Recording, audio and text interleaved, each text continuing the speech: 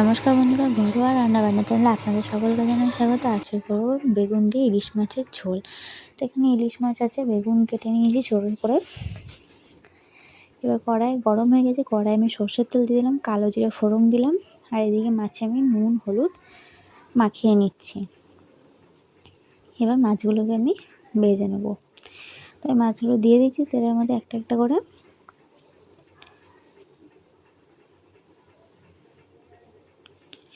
তো আমার মাছগুলো একদিক ভাজা হয়ে গেছে, এবার মাছগুলো একটু উল্টে দেবো। বেশি ভাজতে মানে হালকা করে ভাজতে হবে, যেহেতু ইলিশ মাছের ঝোল হবে সেজন্য।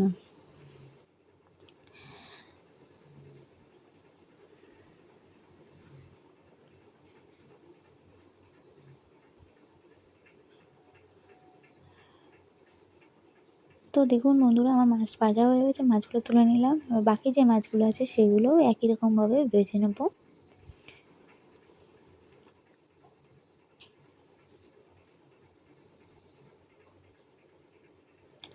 তো মাছগুলো এক পিঠ ভাজা হয়ে গেছে, এবার উল্টে দিলাম, দিয়ে আরেক দিক ভাজা হয়ে গেছে। এবার আমি মাছগুলো তুলে নেব। এবার কেটে রাখা বেগুনগুলো লাল লাল করে ভেজে নেব।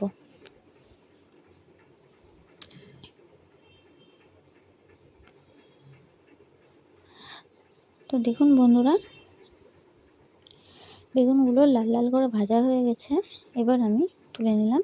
এবার কালো শুকনো লঙ্কা ফোড়ন দিলাম, আর এখানে হচ্ছে সর্ষে বাটা, কাঁচা লঙ্কা বাটা, হলুদ গুঁড়ো, লঙ্কা গুঁড়ো, সামান্য পরিমাণ নুন দিয়ে এবার তেলে দিয়ে দিলাম। এবং মশলাগুলো ভালো করে কষিয়ে নিতে হবে। সর্ষের বাটা যেহেতু বেশিক্ষণ না কষালেও হবে, সামান্য একটু কষাতে হবে।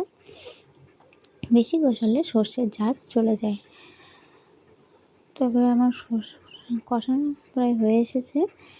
এবার আমি এর মধ্যে দিয়ে দেবো মাছের যে তেলটা রেখেছিলাম ধুয়ে, ওই তেলটা দিয়ে ভালো করে নেড়ে চেড়ে নেব।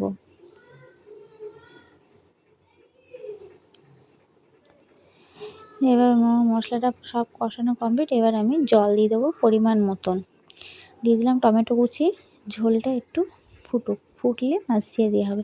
ঝোল ফুটে গেছে, এবার আমি একে একে মাছগুলো ঝোলের মধ্যে ছেড়ে দিলাম।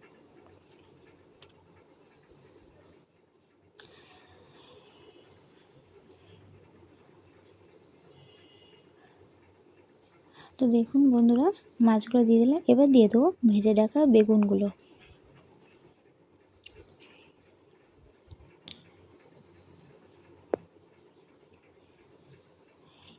এবার উপর দিয়ে কাঁচা লঙ্কা কয়েকটা ছিটিয়ে দেবো, দিয়ে 5 মিনিট ফুটতে দেবো ভালো করে। তো দেখুন বন্ধুরা, আমার ঝোল হয়ে গেছে ইলিশ মাছ। তো এবার নামিয়ে নিলাম। ধন্যবাদ বন্ধুরা ভিডিওটি দেখার জন্য।